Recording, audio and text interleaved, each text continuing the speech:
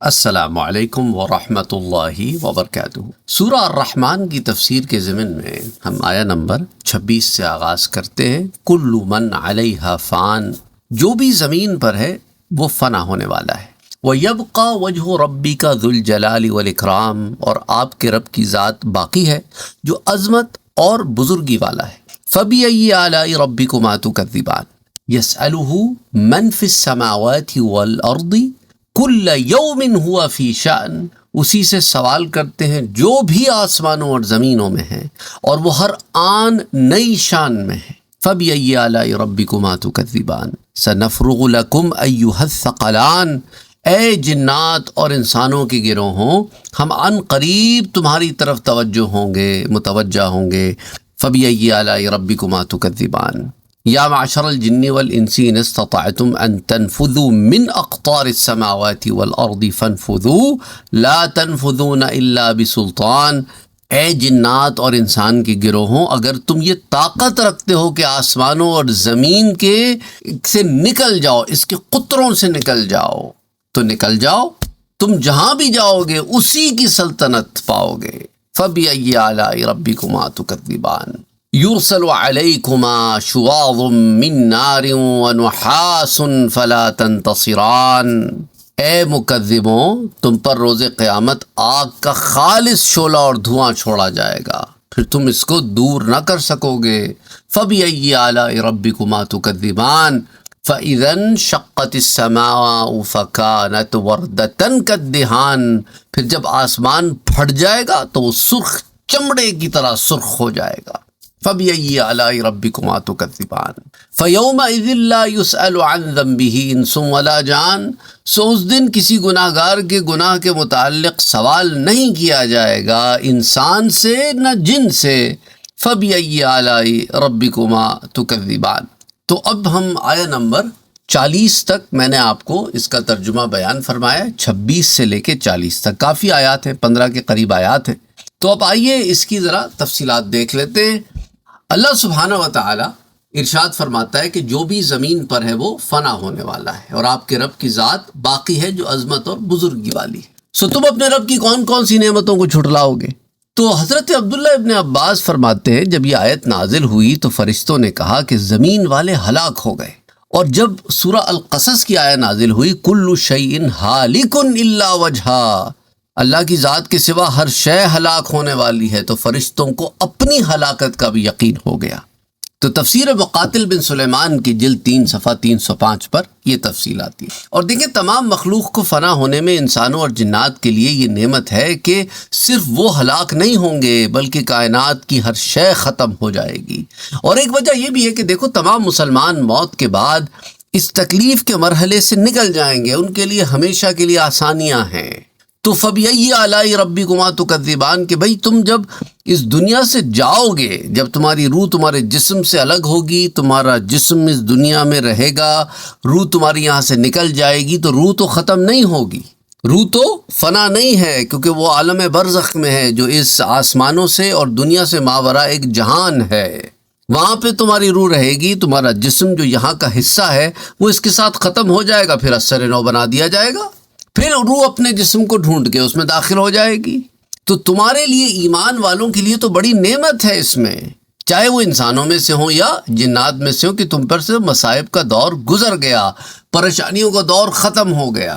یہی وجہ ہے کہ مومنوں کی روحیں جو ہے وہ واپس دنیا میں نہیں آنا چاہتی، ہاں الا یہ کہ شہید ہو، وہ بھی یہ کہتا ہے کہ میں دنیا میں رہنے کے لیے نہیں جانا چاہتا، میں جاتا ہوں کہ جاؤں پھر شہید ہوں اور واپس آؤں، پھر جاؤں پھر شہید ہوں اور واپس آؤں۔ وہ شہید ہو کے واپس آنے کے لیے جانا چاہتی ہے، وہ دنیا میں رہنے کے لیے نہیں جانا چاہتی۔ کوئی ایمان والے کی روح دنیا میں واپس نہیں آنا چاہتی۔ اچھا اب دیکھیں اگلی آیات میں اللہ فرماتا ہے اسی سے سوال کرتے ہیں جو بھی آسمانوں اور زمین میں ہے۔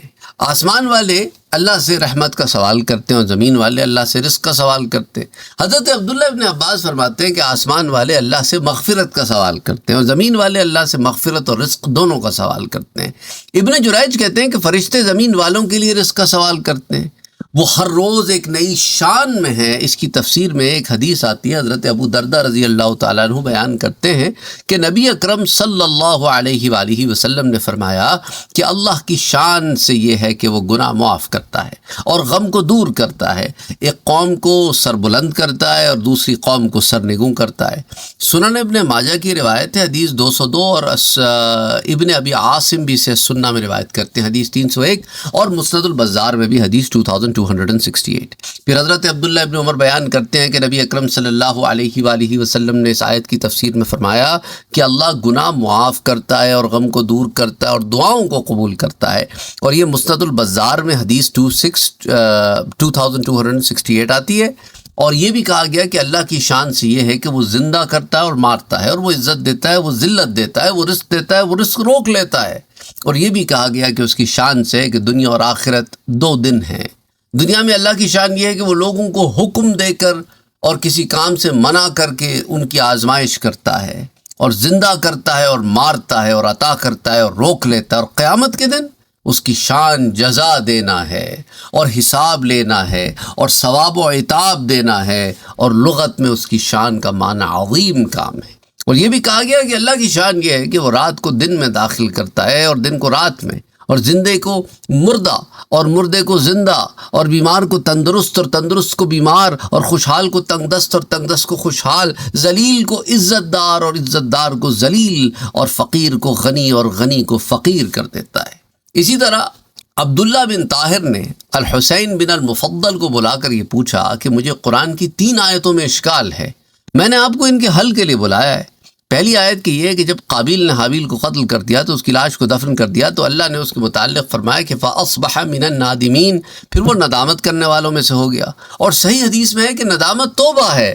حضرت عبداللہ ابن مسعود فرماتے ہیں میرے پیارے نبی صلی اللہ علیہ وسلم نے فرمایا کہ ندامت توبہ ہے۔ سنن ابن ماجہ کی روایت ہے، حدیث 4252، مسند حمیدی میں آتی ہے حدیث 105، مسند امام احمد میں، مسند ابو یعلا میں، امام حاکم نے المستدرک میں، حلیۃ الاولیاء میں، سنن بیہقی میں، شعب الایمان میں امام بیہقی سے روایت کرتے ہیں۔ اور جب قابیل حابیل کو قتل کر کے نادم ہو گیا تو اس نے توبہ کر لی، تو پھر اس کو عذاب کیوں؟ تو الحسین بن المفضل جواب دیتے ہیں کہ قابیل حابیل کو قتل کرنے پر نادم نہیں ہوا تھا، بلکہ اس کی لاش کو اٹھائے اٹھائے پھرنے پر نادم ہوا تھا۔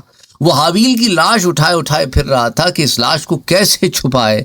پھر جب اس نے ایک کوے کو زمین کھودتے ہوئے دیکھا تو کہنے لگا قال یا ویلتا، کہ ہائے افسوس، اعجزت ان اکون مثل هذا الغراب، کہ میں اس کوے کی طرح بھی نہ ہو سکا، فأواری سوءۃ اخیہ، کہ میں اپنے بھائی کی لاش کو چھپا دیتا، فاصبح من النادمین، پھر وہ ندامت کرنے والوں میں سے ہو گیا۔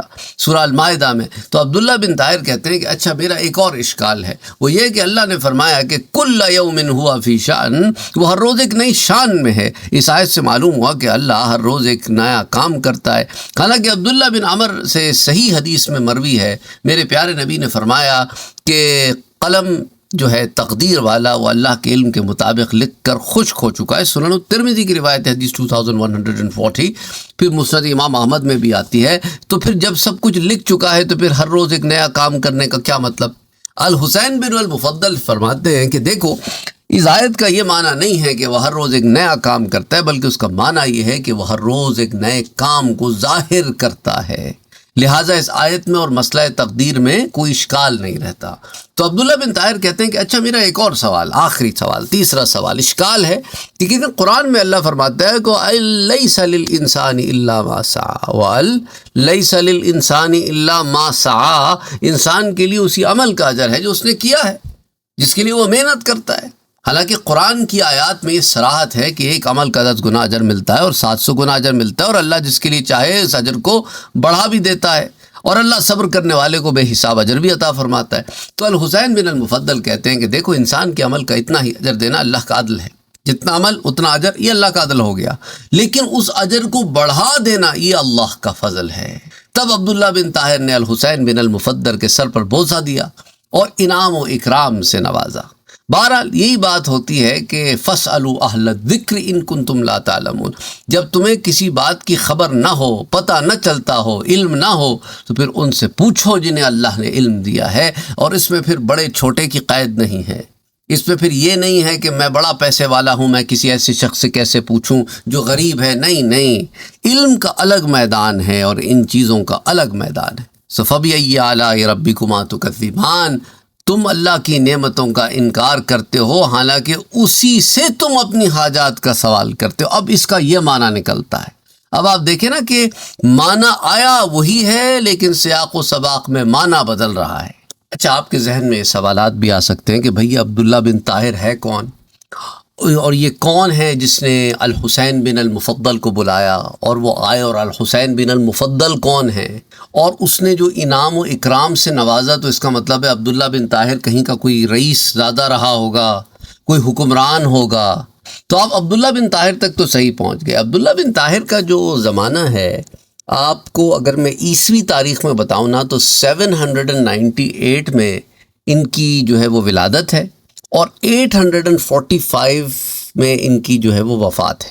تو اب سے آپ خود اندازہ کر سکتے ہیں کہ کتنی پرانی بات کر رہے ہیں، ٹھیک ہوگی بات۔ اچھا، ان کا یہ تھے کون؟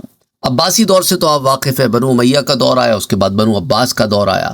تو اس زمانے میں خراسان میں طاہری خاندان جو ہے وہ حکمران تھا، تو یہ اس کے ایک حکمران تھے، اور 828 سے لے کر اپنی وفات تک یہ خراسان پر حکومت کرتے رہے۔ اچھا، یہ طاہری سلطنت جو تھی نا، یہ اس کے بانی تھے، اور ایک شخص ہیں، ان کا نام تو عبداللہ بن طاہر ہے نا، تو طاہر ایک شخص تھے جن کے یہ بیٹے تھے، جن کا نام تھا طاہر بن حسین۔ اور عباسی خلیفہ مامون الرشید جو تھا نا، اس کے دور میں انہیں مصر اور پھر خراسان کا حاکم بنایا گیا، یعنی گورنر بنایا گیا۔ تو یوں بادشاہت کی ضمن میں آپ کہتے ہیں، انہیں حکومت جو ملی، حکمران تھے، یعنی کہ گورنری کرتے تھے، عباسی حکومت کے تحت گورنری کرتے تھے۔ تو بہرحال عباسی خلافت کے زیر سایہ ان کی حکومت کو جو ہے وہ استحکام بھی ملا، اور تھوڑی کچھ خود مختاری بھی ملی، اور اس پر اور بھی تفصیلات ہیں، اس میں ہمیں جانے کی ضرورت نہیں ہے۔ پھر اب اگلی بات جو آپ کے ذہن میں آ رہی ہوگی وہ حسین بن المفضل کی آ رہی ہوگی۔ تو دیکھیں، حسین بن المفضل یا الحسین بن المفضل، دونوں نام آتے ہیں ان کے۔ یہ ایک ثقہ اور جلیل القدر جو ہے محدث تھے۔ ان کا تعلق جو ہے وہ عراق کے شہر بصرہ سے تھا، اور احادیث مبارکہ کے راویوں میں سے ہیں، اور نسبتاً البصری بھی کہلاتے ہیں، اور ان کا شمار محدثین کی ان کڑیوں میں ہوتا ہے جو تابعین اور تبع تابعین کے جو علوم ہیں ان کو اگلی نسلوں تک پہنچانے کا ذریعہ بنے۔ اور محدثین کے ہاں آپ کا شمار ان راویوں میں ہے جن کی سند پر اعتماد کیا جاتا ہے، اور آپ سے دیگر بڑے بڑے ائمہ نے علم الحدیث بھی حاصل کیا، اور آپ نے اپنے دور کے جید شیوخ سے احادیث روایت بھی کیں۔ تو بہرحال آپ ایک محدث تھے، اسی لیے جو ہے عبداللہ بن طاہر نے آپ کو اپروچ کیا کہ آپ کو تو اللہ نے علم بھی دیا ہے اور حدیث کا علم بھی دیا ہے، اور یہ میرے اشکال ہیں، ان کو آپ رفع فرمائیے۔ اچھا، اگلی آیت میں اللہ فرماتا ہے کہ اے جنات اور انسانوں کے گروہوں، ہم ان قریب تمہاری طرف متوجہ ہوں گے، سو تم اپنے رب کی کون کون سی نعمتوں کو جھٹلاؤ گے۔ تو اس میں جو عربی زبان میں جو ورڈ آتا ہے سنفرغ، اس کو ذرا دیکھ لیتے ہیں۔ اس کا معنی یہ کہ ہم ان قریب تمہارے لیے فارغ ہوں گے، اور اللہ کا کوئی ایسا شغل نہیں جس سے وہ فارغ ہو۔ اس لیے دیکھیں، اس کا مجازی معنی ہے ان قریب تمہیں جزا دینے کے لیے اور تمہارا حساب کرنے کے لیے فارغ ہوں گے۔ اس میں ان کو عذاب سے ڈرایا اور ان کو عذاب کی دھمکی دی گئی ہے۔ بات یاد رکھیں، بعض دفعہ ایک ورڈ ہوتا ہے، اس کی ٹرانسلیشن جو ہے وہ عام مخلوق کے لیے اور ہوگی اور رب کے لیے اور ہوگی۔ یعنی اس کا معنی یہ ہے کہ ان قریب ہم تمہیں جمع کریں گے جزا و سزا کے لیے، پھر یہ سارا نظام جس میں تم بیٹھے ہوئے ہو یہ ختم ہو جائے گا، ایک نیا نظام آئے گا۔ اور امام احمد حضرت کعب ابن مالک سے ایک طویل حدیث روایت کرتے ہیں، اس میں آتا ہے کہ نبی اکرم صلی اللہ علیہ وآلہ وسلم نے العقبہ والی رات، لیلۃ العقبہ والی رات، آپ کو یاد ہے کہ جب بیعت عقبہ ہوئی تھی مدینے میں ہجرت کرنے سے پہلے، مکی دور میں، سیرت النبی میں ہم نے بڑی تفصیل سے اسے ذکر کیا ہے۔ تو لیلۃ العقبہ میں انصار سے جب بیعت لی تو شیطان نے چیخ کر کہا کہ اے گھر والوں، یہ مذمم ہے، یہ بنی قیلہ سے تمہارے خلاف جنگ کرنے کی بیعت لے رہے ہیں۔ نبی اکرم صلی اللہ علیہ وسلم نے فرمایا یہ عذب العقبہ ہے، یعنی عقبہ کا شیطان ہے، اس کا نام ہے۔ اے اللہ کے دشمن، میں عن قریب تیرے لیے فارغ ہوں گا، یعنی تیرے مکر کو باطل کرنے کا قصد کروں گا۔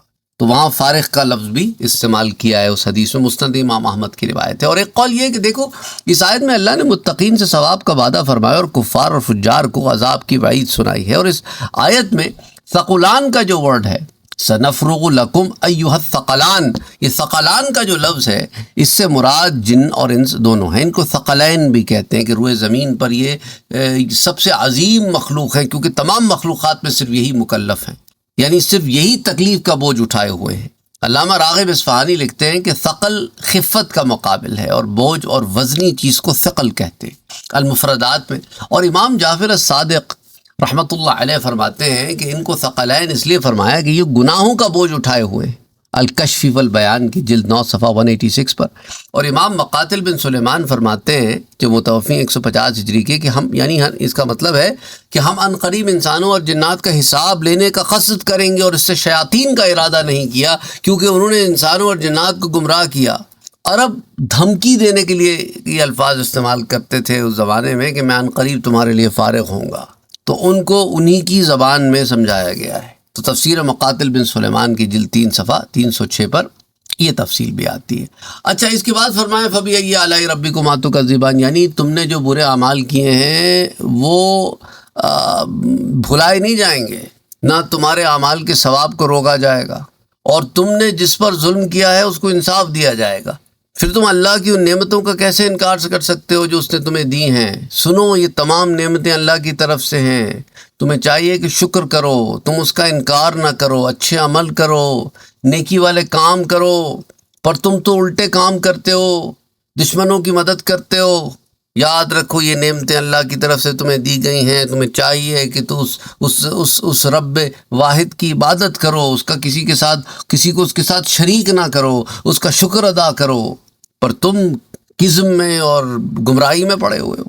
پھر فرمایا کہ اے جنات اور انسان کی گروہوں، اگر یہ تم طاقت رکھتے ہو کہ آسمانوں اور زمینوں سے نکل جاؤ گے، اس کے اقطار سے، اس کے قطر سے، اس کے ڈیامیٹر سے نکل جاؤ گے، تو تم جہاں بھی جاؤ گے اسی کی سلطنت پاؤ گے، سو تم اپنے رب کی کون کون سی نعمتوں کو جھٹلاؤ گے۔ تو دہاق کہتے ہیں کہ جب قیامت کا دن ہوگا نا، تو اللہ آسمان دنیا کو حکم دے گا کہ وہ اپنی چیزیں سمیٹ پھٹ جائے گا، اور فرشتے کھڑے ہوں گے اس کے اقطار پر، پھر اللہ کے حکم سے وہ زمین پر آئیں گے، پھر وہ زمین والوں کا احاطہ کریں گے، پھر اللہ آسمان دنیا کے ساتھ والے آسمان کے فرشتوں کو حکم دے گا تو وہ ایک ایک رو بنا کے صف بصف کھڑے ہو جائیں گے، اور اسی طرح پھر تیسرے آسمان، چوتھے آسمان، 5ویں، 6ٹھے اور 7ویں آسمان تک کے فرشتوں کو یہی حکم ہوگا۔ پھر سب سے اونچے آسمان کا فرشتہ اتر کر جہنم کی طرف آئے گا اور اس کی پرجوش آواز اور چنگھاڑ کو سنے گا، پھر ہر آسمان کے اوپر موجود فرشتوں کی صفوں کو دیکھے گا، اور یہ اس آیت کا مصداق ہے کہ اے جنات اور انسانوں کے گروہوں، اگر تم یہ طاقت رکھتے ہو کہ آسمانوں اور زمینوں کے قطر سے نکل جاؤ تو نکل جاؤ، پھر جہاں بھی جاؤ گے اللہ ہی کی سلطنت پاؤ گے۔ یعنی آسمانوں اور زمینوں سے ماورا، کائنات اور آسمانوں سے ماورا، جہنم میں بھی اسی کا ملک ہے، اور جنت میں بھی اسی کا ملک ہے، اور برزخ میں بھی اسی کا ملک ہے، اور اس کے ماورا جہاں بھی چلے جاؤ اسی کا ملک ہے۔ تو الجامع لاحکام القرآن کی جز 27 صفحہ 155۔ علامہ عبد الرحمن بن علی بن محمد الجوزی متوفی 597 ہجری، آپ نے لکھتے ہیں کہ اس آیت کے 3 معنی ہیں۔ اللہ قیامت کے دن فرمائے گا، پہلا کہ حضرت عبداللہ ابن عباس فرماتے ہیں کہ اگر تم آسمانوں اور زمینوں کا علم حاصل کر سکتے ہو تو کر لو۔ اس آیت میں اللہ نے علم کے متعلق بات کی۔ مقاتل بن سلیمان کہتے ہیں کہ نہیں، ایک اور رائے ہے کہ اگر تم آسمانوں اور زمینوں کے ان اقطار سے نکل کر بھاگ سکتے ہو، ان کی حدوں کو تم نکل کر کائنات کے کسی گوشے میں چلے جاؤ، یا آسمانوں سے پار کہیں نکل جاؤ، تو تم جہاں بھی جاؤ گے تم موت سے نہیں بھاگ سکتے۔ اللہ اکبر۔ تفسیر مقاتل بن سلیمان جلد 3 صفحہ 306۔ اسی طرح تیسرا اس میں محمل کیا ہے، عبد الرحمن الجوزی فرماتے ہیں کہ امام ابن جریر کہتے ہیں کہ اگر آسمانوں اور زمینوں کے قطروں سے نکل کر اپنے رب کو عاجز کر سکتے کہ وہ تم پر قدرت نہ پائے تو نکل جاؤ، لیکن یاد رکھو جہاں بھی جاؤ گے تم اسی رب کا ملک، اسی کی سلطنت، اسی کی قدرت میں ہوگے، تو تمہیں فرار نہیں ہے۔ جامع البیان جز نمبر 27 صفحہ 177۔ ان تینوں آراء کو زاد المسیر کی جز نمبر 8 پیج 166 پر بھی جمع کیا گیا ہے۔ اچھا، اس کے بعد رب نے فرمایا کہ فَبِأَيِّ آلَاءِ رَبِّكُمَا تُكَذِّبَانِ، یعنی یہ تم پر اللہ کی کتنی عظیم نعمت ہے کہ اس نے تمہارے لیے قیامت کے دن احوال کی جو معاملات تھے وہ بیان کر دیے کہ قیامت کے آنے سے پہلے توبہ استغفار کر لو، اللہ کی طرف رجوع کر لو، تو تم اس نعمتوں کا کیسے انکار کر سکتے۔ بہرحال زندگی باقی تو بات باقی، پھر آیا نمبر 35 سے آگے انشاءاللہ تعالی پھر اگلے درس میں دیکھتے ہیں۔ وَمَا عَلَيْنَا إِلَّا الْبَلَاغُ۔